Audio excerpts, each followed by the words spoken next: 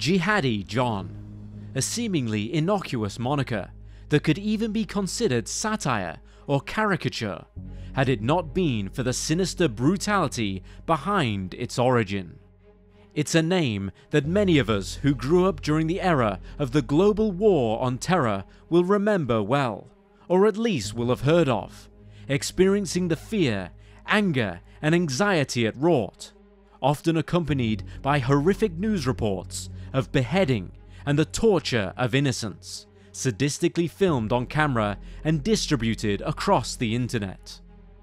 Dispersing their network of terrorism and intimidation worldwide, the actions of Jihadi John and the cell of British Islamic extremist militants known as the Beatles stunned the world and ushered in a new era of domestic-borne terror.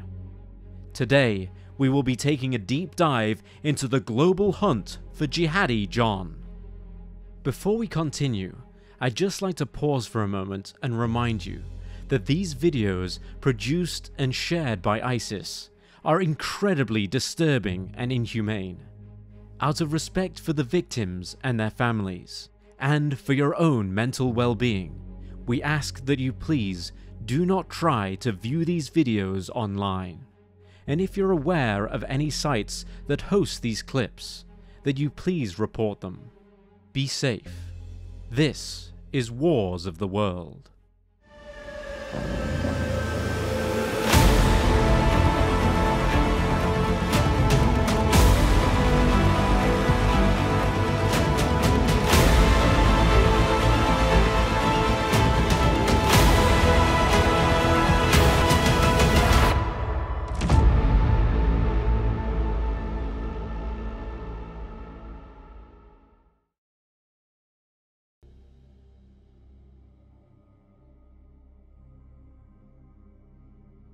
Born in Al Jara, Kuwait, on August 17, 1988, Mohammed Jassim Abdul Karim Olyan al-Dafiri moved to the United Kingdom when he was 6 in 1994, along with his younger sister Asma.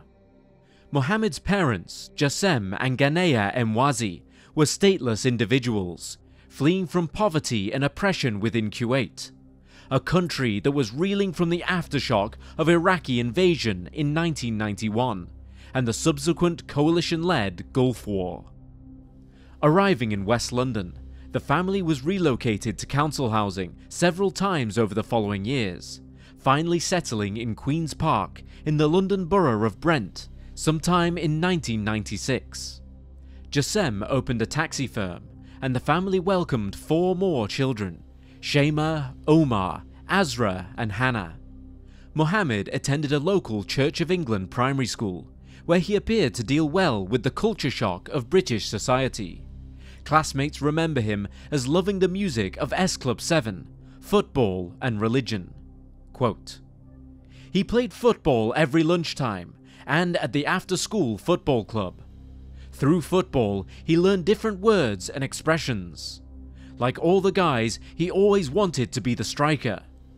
He wasn't so good in school, he was the bottom half of the class, but he was one of the sporty guys. He was popular." End quote. Emwazi enjoyed talking about his faith, particularly in school, where he was the only Muslim in his class. Pre-9/11 terror attacks, the Middle East, its cultures and faith didn't feature greatly within wider British society, particularly in education.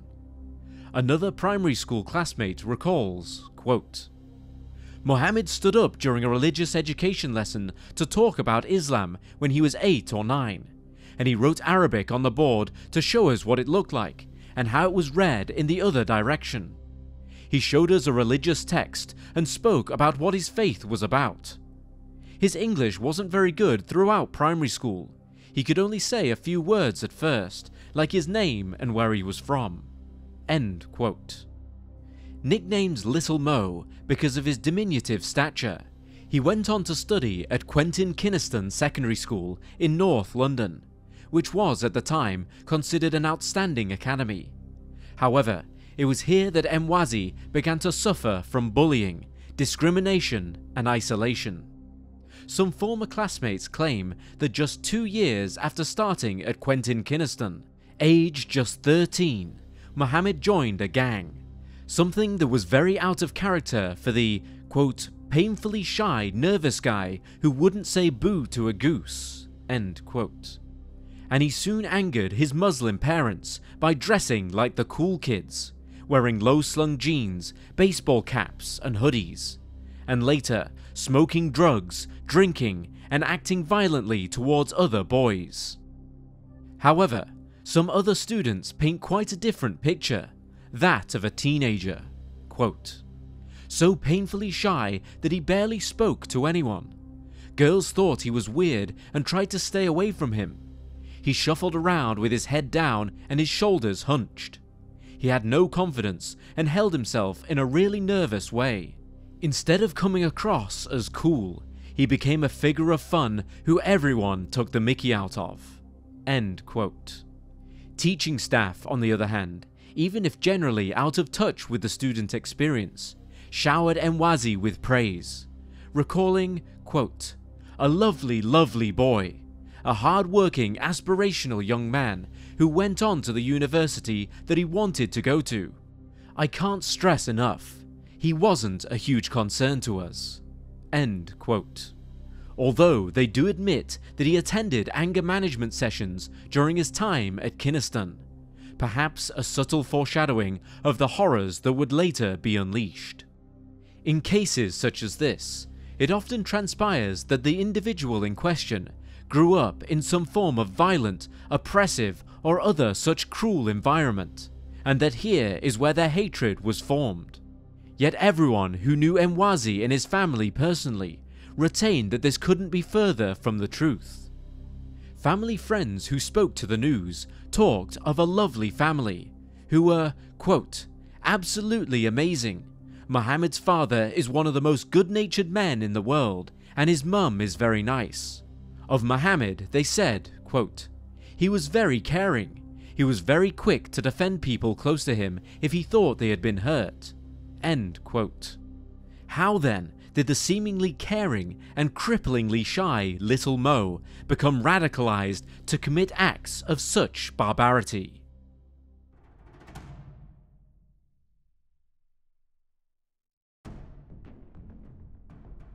The Islamic State of Iraq and Syria, or ISIS, also referred to as ISIL, the Islamic State of Iraq and the Levant, or by its Arabic acronym Daesh, emerged from the volatile aftermath of the 2003 US-led coalition invasion of Iraq, which further destabilized an already turbulent Middle East. Rooted in a radical Salafi jihadist interpretation of Sunni Islam, it advocated for a literalist and puritanical application of Sharia law, violent jihad against non-believers and apostates, the establishment of a global Islamic caliphate, and emphasis on apocalyptic narratives, particularly the belief in an impending final battle between Islam and the West, which it portrayed as imminent, divinely ordained, and the responsibility of all followers to wage. By the time of Enwazi's burgeoning interest in extremism and violence, a little under 10 years later, they had evolved into one of the most violent and well-organized jihadist groups in the world. Tracing its roots to Jama'at al-Tawhid wal-Jihad, founded in 1999 by Jordanian militant Abu Musad al-Zarqawi, ISIS initially focused on overthrowing local government, before pledging allegiance to Osama bin Laden in 2004, merging to become Al-Qaeda in Iraq, or AQI. At the height of the war in Iraq, AQI gained notoriety for its brutal tactics, including the use of suicide bombings and sectarian killings, the latter of which aimed at inflaming tensions between Sunni and Shia Muslims. Despite a surge in coalition operations and the death of their emir, al-Zarqawi, AQI reinvented itself in 2006 as the Islamic State of Iraq, or ISI. The organization maintained low-level insurgency throughout the late 2000s, exploiting political instability and widespread repression under the rule of Iraqi Prime Minister Nouri al-Maliki, before the explosion of the Arab Spring in 2010 and the subsequent Syrian civil war, which provided them with a chance to expand. In 2013, under the leadership of Abu Bakr al-Baghdadi, a former academic with a PhD in Islamic studies, ISI declared a merger once again, this time with the Syrian jihadist group Jabhat al-Nusra, becoming the Islamic State of Iraq and al-Sham, also known as ISIS. However, internal dispute and clashes of ideology caused ISIS to break away from both Al-Qaeda and al-Nusra altogether, pursuing their own vision of an Islamic caliphate. Syria allowed ISIS to gain territory, resources, and international recruits, or jihads, as the group's public displays of extreme brutality, alongside funded terrorist recruitment videos, were distributed globally via the internet. As they seized key areas in the country's north, such as Raqqa, they established their administrative control there, whilst in parallel launching a resurgence in Iraq, particularly amongst Sunni majority areas, where grievances against the Shia-dominated Iraqi government were rapidly growing. Prior to its global notoriety from televised beheadings, warnings of looming attacks, and threats of rivers of blood running in the west, ISIS had already committed numerous heinous acts of terror.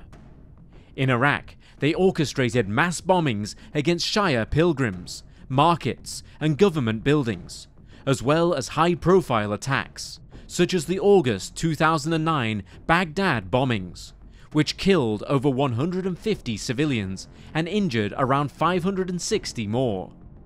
Whilst in the war zone of Syria, ISIS implemented mass executions, public beheadings, and the forced displacement of minority communities, including Christians and Alawites.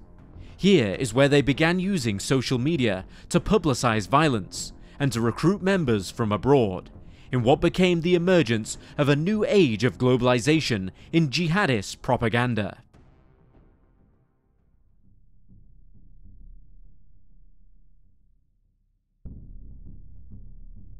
Graduating from the University of Westminster in 2006 with a degree in Information Systems and Business Management, Emwazi gravitated towards like-minded radicals in West London, most significant being the Islamist extremist preacher Hani Mohammed Yusuf al-Sibai, an Egyptian exile who'd previously expressed support for the 9/11 terror attacks. Sibai was already known to British and American intelligence services for, quote, training and providing material support to Al-Qaeda, encouraging British jihadists to travel to Afghanistan, as well as conspiring to commit terrorist acts. End quote. A former member of the Mujahideen during the fight against the Soviet invasion of Afghanistan, the self-proclaimed Sheikh arrived in the United Kingdom in 1994, where his venomous ideology festered among London's underground radicals for a decade, recruiting at least 20-odd young men to jihad. Encouraged by al-Sibai, in August 2009, Emwazi travelled to Tanzania, East Africa, with 2 other extremists, in what is believed to be an attempt at training with and/or joining Al-Qaeda-linked militant group Al-Shabaab. Fortunately, the trio were refused entry and returned to the UK, where they underwent interrogation and, according to some sources, attempted recruitment by MI5, Britain's domestic counterintelligence and security agency. Following this, Emwazi and other West London-based would-be jihadists were monitored by MI5 regularly. But 1 month later, he returned to his native Kuwait under the guise of settling down, finding a job with an IT company who praised him as, quote, the best employee we ever had. He was very good with people, calm and decent. End quote. Returning to the UK in May of 2010 for a short holiday, before again visiting his family in July. Upon his attempted return to Kuwait, according to friends, this time to marry a Kuwaiti woman, he was detained and refused travel at Heathrow Airport due to an alleged expired visa, although it's largely assumed this was actually an intelligence service's counter-terror ploy. Between December 2010 and August 2013, it's difficult to track Mwazi's actions, although those that knew him say he was aware he was under surveillance by MI5, claiming persecution and harassment by undercover individuals. In one such incident, believing he had sold his laptop to just such an operative. Speaking with Cage via email, a controversially sympathetic human rights organization, Mohammed contended, quote, "When I sell anything via the internet, I always only write my surname in the ad. I went to meet that person so that he could have a look at the laptop, and if it satisfied him, then he would buy it. That person, to my surprise, didn't even bother looking to see if the laptop works or not. When you buy something from someone you've never met before, you most likely would test the product. Anyway, in a matter of seconds, I gave him the laptop, thinking that he's going to test the laptop, and he gave me the money straight away. We shaked hands, and he said, 'Nice doing business with you, Mohammed. I never told this person my first name. I never give out my first name. It was impossible for him to know my first name.'" End quote. While it's never been confirmed if this was indeed an MI5 operation, Mwazi later pleaded with Cage that the alleged harassment was too much, even contemplating suicide. Quote, "Sometimes I feel like I'm a dead man walking, not fearing they may kill me, rather fearing that one day I'll take as many pills as I can so that I can sleep forever. I just want to get away from these people." End quote. It's likely that MI5 issued a control order on Mwazi, a legal mechanism introduced in the UK under the Prevention of Terrorism Act 2005, instituted by the Home Secretary and allowing intelligence services to impose restrictions on individuals who are suspected of involvement in terrorism-related activities, even when there was insufficient evidence to prosecute them in court.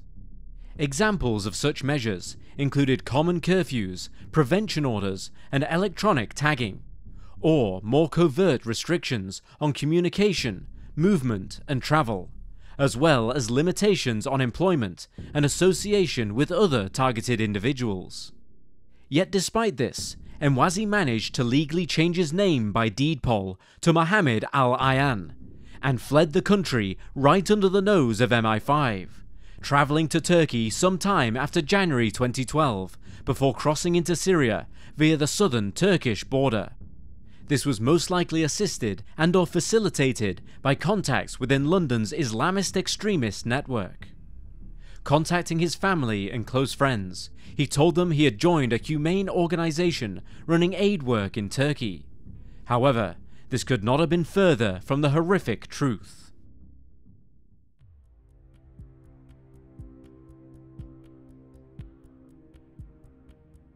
Peculiarly, the Beatles was the nickname given by Western hostages who were taken by ISIS during their Syrian reign of terror. This was to distinguish 4 British Islamic State militants who were part of a terrorist cell.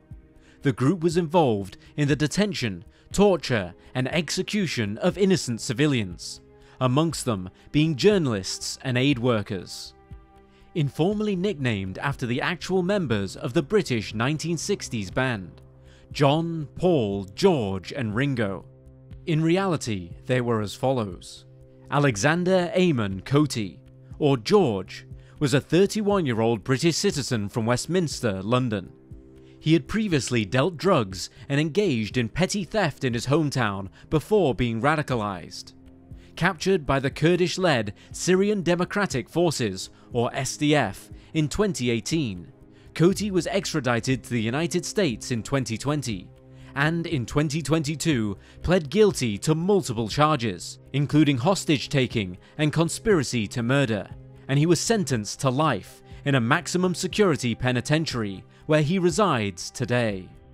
Next up, although there is some confusion over the nicknames, Ringo is believed to have been 26-year-old British citizen El Shafi El Sheikh, a Sudanese emigrant who moved from London to Syria sometime after 2010, with his Canadian-Ethiopian wife. He was captured alongside Koti on January 24, 2018, whilst disguised as civilian refugees. El-Sheikh was similarly sentenced to 8 life sentences without the possibility of parole. The third jihadist, known as Paul, was likewise a British national, and, like Koti, had previous convictions in West London for drugs and firearm offences. 31-year-old Ain Leslie Davis arrived in Syria in July 2013, and whilst playing a minor role in the cell, was arrested by Turkish authorities in 2015 on charges of terrorism, before being deported to the UK in August 2022, and in 2023 he was jailed for 8 years. Of the 23 Western hostages, those who were lucky enough to have survived captivity at the hands of the cell recounted horrific acts of cruelty, torture, and sadism by the jihadists, branding them the worst of their ISIS captors due to their excessive brutality. The jihadists, quote, openly bragged of making so much money they could retire to Kuwait or Qatar. Whenever the Beatles showed up, there was some kind of physical beating or torture. End quote. This was usually doled out in the form of prolonged assault, being electroshocked with tasers, waterboarding, mock executions, and appallingly, even a mock crucifixion of an American hostage. Imprisoned in tiny, filthy cells somewhere in western Raqqa, Syria, at one point, the Beatles' abuse and callous violence was so savage that ISIS commanders even had the 4 jihadists removed from guard duties altogether.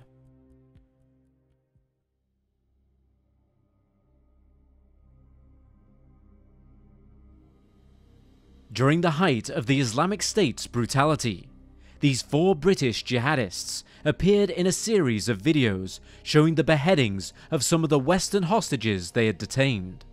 Filmed and distributed by ISIS for propaganda, these videos drew international condemnation and highlighted the plight of innocent foreign nationals who had been kidnapped while undertaking humanitarian, journalistic, or contractual work in both Syria and Iraq. Again, these ISIS beheading videos are incredibly disturbing.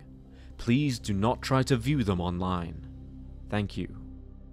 James Foley, a 40-year-old American journalist whose life and work embodied a commitment to truth-telling in some of the world's most dangerous regions, was the first known victim of Jihadi John.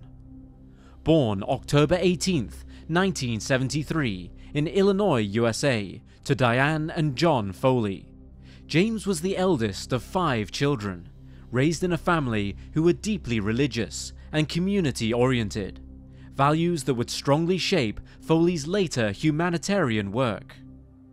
Before entering journalism, Foley had worked as a teacher for Teach for America and had taught reading and writing in prisons, again experience that fueled his empathy for the marginalized. And by 2012, he was an experienced war correspondent who had previously reported from Iraq, Afghanistan, and Libya. Prior to his kidnapping, he'd already been imprisoned by pro-Gaddafi forces in Libya for a harrowing 44 days. But it was while he was working for the US-based news outlet Global Post and French news Agence France Presse when he was abducted in northern Syria on November 22, 2012, alongside British journalist John Cantley. Held in captivity by ISIS for nearly 2 years, fellow captives later described Foley as a source of strength and comfort, often trying to boost morale among prisoners through prayer and conversation, despite often being the main focus of the cell's brutality due to his nationality. During this time, ISIS demanded from Foley's family, Global Post, and Barack Obama's government $132 million for his release, an extortionate ransom with no realistic chance of fulfillment. Tragically, on August 19, 2014, ISIS released a video online titled "A Message to America," capturing the beheading of James Foley by Mohammed Emwazi, who was clad in black and brandishing a blade whilst threatening to murder other hostages if the US did not cease its airstrikes in Iraq. The second victim, Steven Sotloff, was a 31-year-old American-Israeli journalist who had freelanced for major publications like Time and Foreign Policy, and was respected for his perspective and nuanced understanding of Middle Eastern politics. Sotloff entered Syria in 2013 after a trip to Israel, but he was captured in Aleppo on August 4th in what's believed to have been an inside betrayal by those who were responsible for slipping him into the country. Sotloff's Jewish heritage and Israeli citizenship were kept secret during his captivity due to fears it would endanger him further. Just over a year later, on September 2nd, 2014, Emwazi once again appeared on camera in the video A Second Message to America, in which, before beheading Steven Sotloff, he proclaimed, quote, "Arrogant foreign policy towards the Islamic State, his," meaning Obama's, "insistence on continuing bombings in Amerli, Zama and the Mosul Dam. You, Obama, have yet again, through your actions, killed yet another American citizen. So just as your missiles continue to strike our people, our knife will continue to strike the necks of your people." End quote. Two British nationals became Emwazi's next horrific fatalities. 44-year-old David Haynes and 47-year-old Alan Henning, both aid workers delivering medical supplies and food to beleaguered Syrian civilians. Haynes was abducted near the Turkish border in March 2013, followed by Henning's kidnapping in December at Aleppo.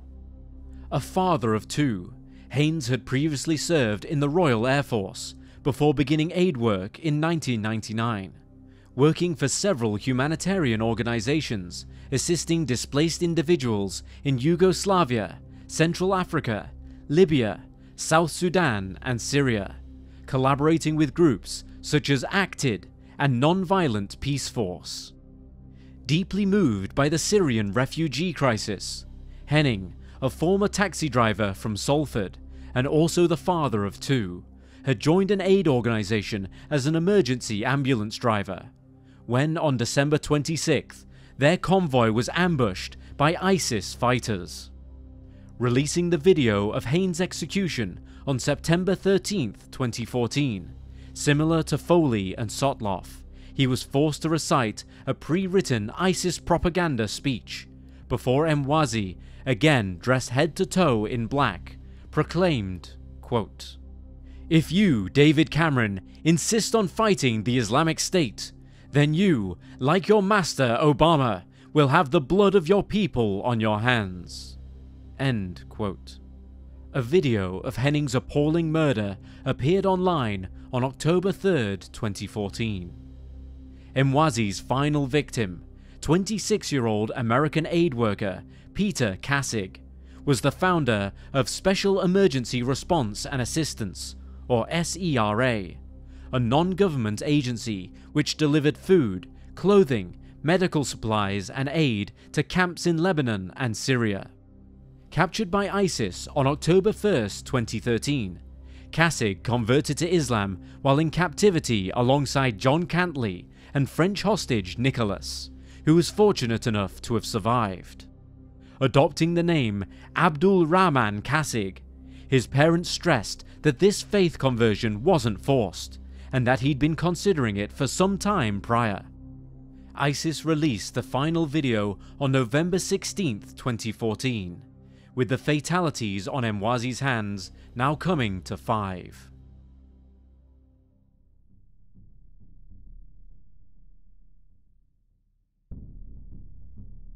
Identifying Jihadi John, as the press also now referred to Emwazi, was a major challenge for all counter-terrorism and intelligence agencies involved, among them being Britain's MI5, MI6, GCHQ and Scotland Yard, as well as the United States FBI, CIA and NSA.